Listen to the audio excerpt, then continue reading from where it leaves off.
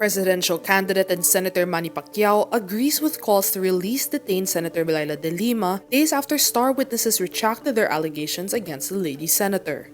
Ako, agree ako doon sa in-explain ni Senador Lots Barbo na palayain na si De Lima dahil sa ang tagal na nga ng panahon.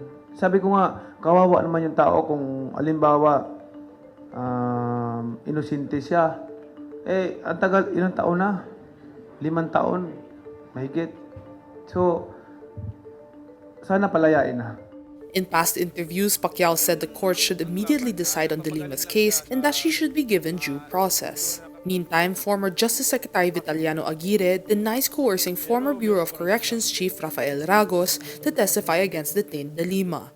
In a statement Wednesday, May 4, Aguirre accuses Ragos of lying, saying the ex-Bucor chief presented those statements to him as his voluntary act. Aguirre also finds the timing of Ragos' retraction suspicious, less than a week before the May 9 elections. De Lima is seeking re-election in the Senate. Ragos recanted his allegations against De Lima, saying he was coerced by justice officials led by Aguirre to invent a false testimony against De Lima. Confessed drug lord Kerwin Espinosa also recanted his accusations against De Lima, saying he was coerced, pressured, intimidated, and seriously threatened. Despite the retraction of star witnesses, the Justice Department maintains it has a strong case against the lady senator.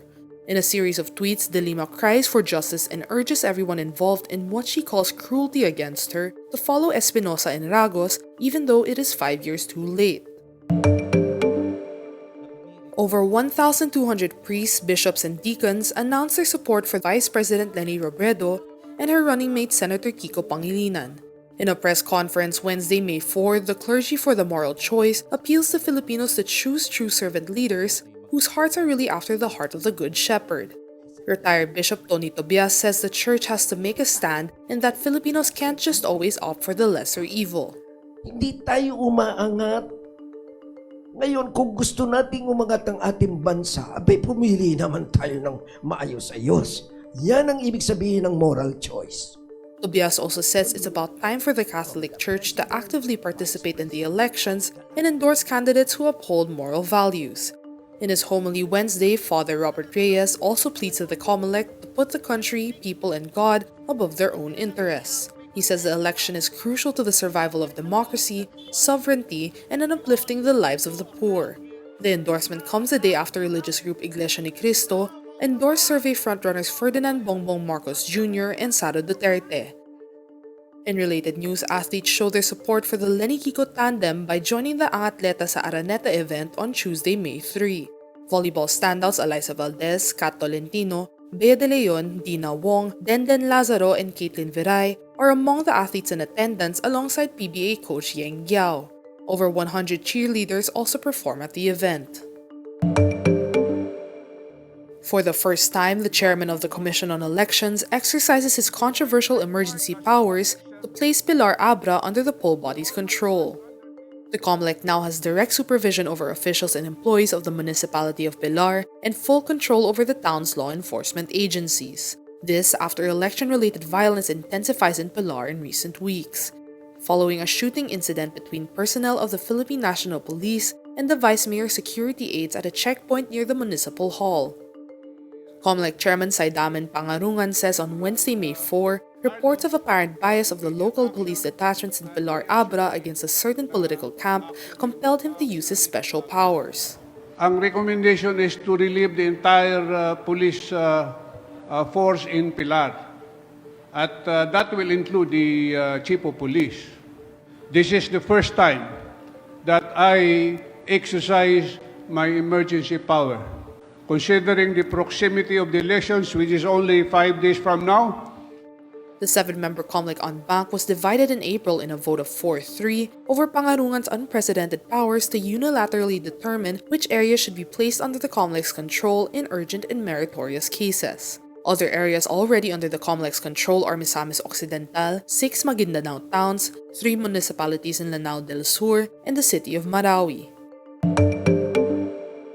Loren Legarda's son disowns her after she joined the senatorial slate of the late dictator's son, Ferdinand Bongbong Marcos Jr., and presidential daughter Sara Duterte for the 2022 elections.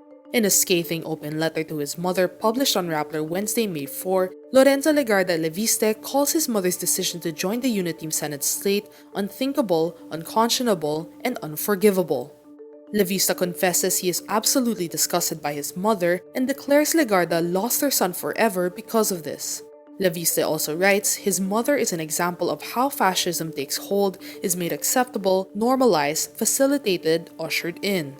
He also calls out his mother, who was once a journalist who taught him to value truth and justice, and calls her allies vile, brain-dead, and reckless. Legarda's son stresses the crimes committed by the Marcoses and that his mother spits in the faces of the victims of the Marcoses and the Dutertes. Kris Aquino misses her scheduled flight abroad after her doctors deem her not yet fit to take long flights due to her high blood pressure. Kris shares the story behind her failed departure in a comment left on one of actress Angel Locsin's Instagram posts on Tuesday, May 3. Aquino reveals at the time her sons were already at the airport for their scheduled flight while she was not cleared by her doctors. Kris ends her comment with an update on her health condition and asks Angel to visit her soon. Kris, 51, has been undergoing a series of medical tests and treatments since she disclosed in 2018 she was diagnosed with an autoimmune disease. In March 2022, Kris revealed she was also diagnosed with erosive gastritis and gastric ulcer.